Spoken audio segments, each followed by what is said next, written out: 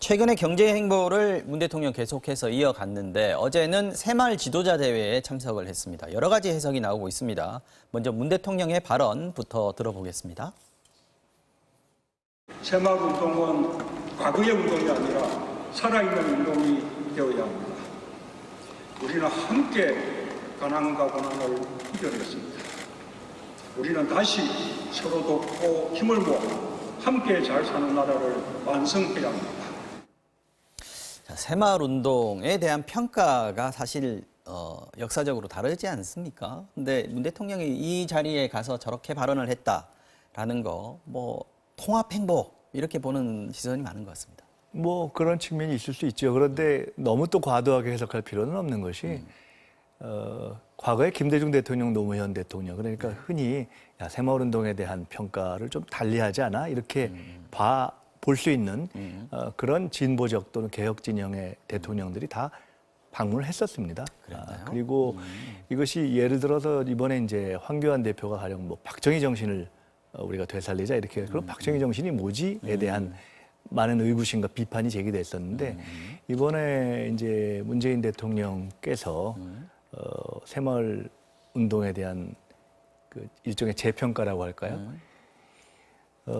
에는 이것이 이제 과거에 근면자족 협동으로 시작했고 세계적으로 상당한 평가를 받고 있는데 최근에는 새마을 운동 자체 내부의 이 토론을 통해서 상생, 또는 공경, 또는 생명 이런 식으로 이제는 그러니까 새마을 운동이 갖고 있는 대중운동적 성격을 치하하고 인정하고 강조하면서 그러나 그 시대에 맞게 변화하고 진화하는 그러한 측면으로 가야 한다라는 것을 얘기한 것이기 때문에 사실 이 동네 우리가 이렇게 보통 동네에 나가 보면 이 새마을자 붙어 있는 단체에 계신 분들이 정말 봉사 정신이 많은 분들이 실제로 가장 많아요. 굉장히 열심히 봉사 활동하시고 우리가 일반 시민단체에서 활동하는 그런 부분들에 비해서 전혀 떨어지지 않거나 오히려 훨씬 더 그런 험한 그런 봉사를 하시기 때문에 그에 대한 정당한 평가를 한 것으로 보면 좋을 것 같습니다. 그것을 정무적으로 정치적으로 해석해서 보수층에 대한 끌어안기다 통합이다 이렇게 해석한다면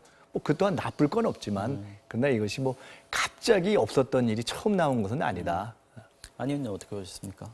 저는 일단 상당히 뜻밖이었다. 제가 그 뉴스를 보면서 그런 느낌이 들었습니다. 사실 이제 물론 말씀하신 것처럼 과연 노무현 대통령, 김대중 대통령도 행사장에 찾았었죠. 그런데 이제 이 정부는 좀 다릅니다.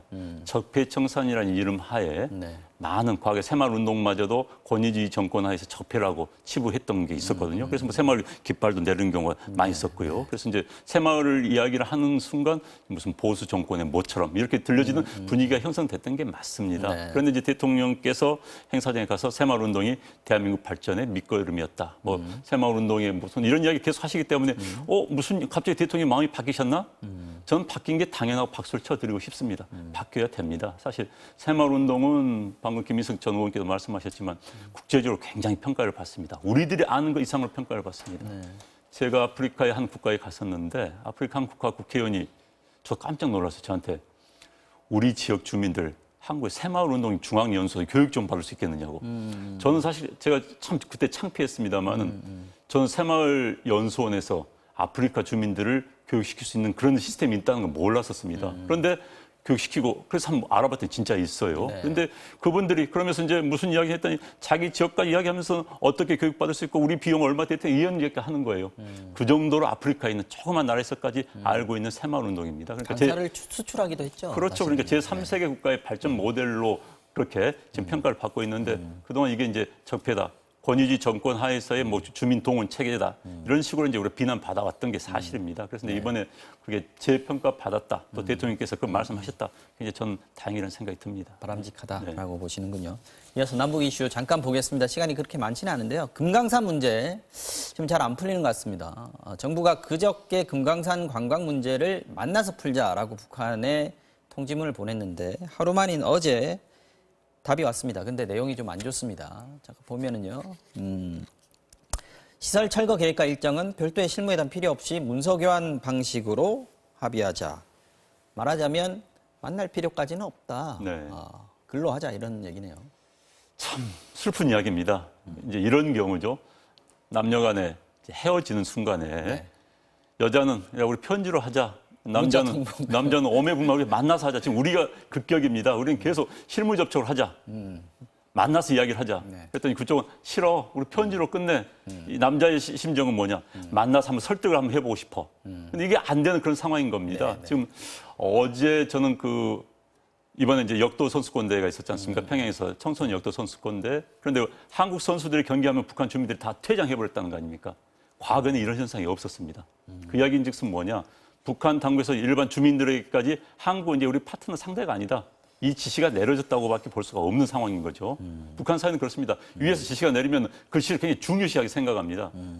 결국은 북한이 남쪽을 파트너로 인정하지 않겠다. 이건 쉽게 말해서 당분간은 남북한의 협상가 어렵다. 이 상황을 북한이 노골적으로 보여주고 있는 상황인 겁니다. 그런데 이제 우리 정부는 자꾸 이제 애타게 그게 매달리고 있는데 이제는 이 상황을 좀 더 현실적으로 직시할 필요가 있다는 생각이 듭니다. 너무 사고를 소망적으로 생각하지 말고 객관적으로 봐야만이 객관적인 대안이 나올 수가 있는 겁니다. 자꾸 북한이 아니야, 본심이 아닐 거야, 만나줘 라기보다는 자 북한의 마음은 저렇다. 그럼 우리가 어떻게 해야 될 것인가 좀 더 한번 쉬면서 한 템포 쉬면서 좀 객관적으로 상황 판단이 중요한 시점이 아닌가 싶습니다. 우리 정부가 계속해서 이제 손을 내밀고는 있는데 북한이 말씀하신 것처럼 이제 거의 철벽을 치고 있는 상황 아니겠습니까? 우리는 창의적 해법 얘기를 하고 있는데 잘 안 먹히는 것 같습니다. 뭐 답답한 것이 사실이고요. 또 북이 저렇게 빡빡하게 안 나오는 것이 좋죠. 네.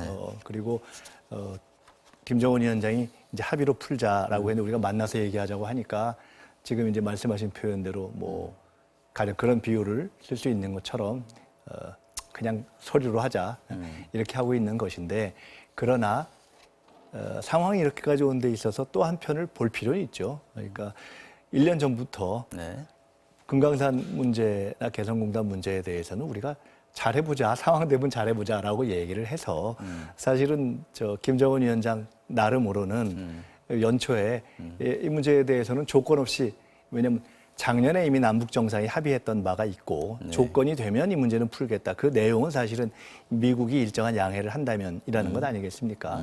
유엔 제재에 해당하는 것이 아니기 때문에. 그런데 그런 기대가 있었던 것이고 그런 기대에 기초해서 이것은 조건 없이 우리는 이거를 재개하겠다는 얘기를 그들 나름대로는 해온 거죠. 그러니까 그들 나름대로는 쭉 해와서 갑자기 나 이제 너랑 아예 전혀 뭐 사귈 생각이 없어가 아니라 우리는 계속 사귀어서 결과가 괜찮다, 또 괜찮은 결과가 나올 것이다라는 기대를 갖고 쭉 해왔는데 왜 진도가 하나도 안 나가니? 나 이제 정말 화났어라는 얘기를 한 것 아닙니까? 그러니까 이 쭉 그 과정 자체에 대해서는 서로 있는 그대로 좀 봐줄 필요는 있다.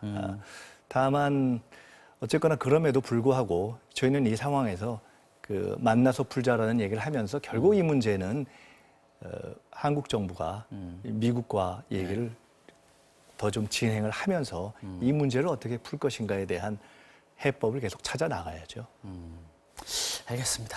좀 답답하게 오늘 얘기를 좀 마무리를 하네요. 정치어장용 여기서 마무리하겠습니다. 김민석 전 민주연구원장, 안영환 전 한나라당 의원과 함께 이야기 나눠봤습니다. 오늘 말씀 고맙습니다.